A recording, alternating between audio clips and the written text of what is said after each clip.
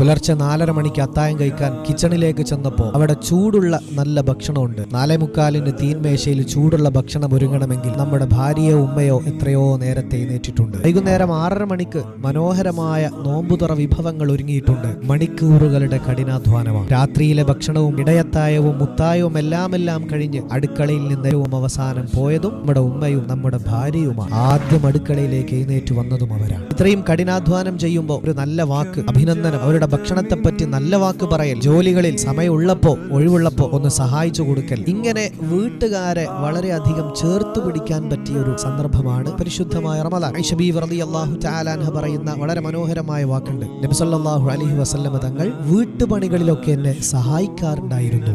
ഇനി ഒരു നിലക്കും വീട്ടുജോലിയിൽ സഹായം ചെയ്യാൻ സാധിച്ചിട്ടില്ല എങ്കിലും നല്ല വാക്കുകൊണ്ട്, പ്രതീക്ഷാ നിർഭരമായ വാക്കുകളൊക്കെ ഉണ്ടെങ്കിലും ആശ്വാസം പകരാൻ ശ്രമിക്കണം. അത് പരിശുദ്ധ റമദാനിൽ വലിയ പ്രതിഫലമുള്ള കാര്യം.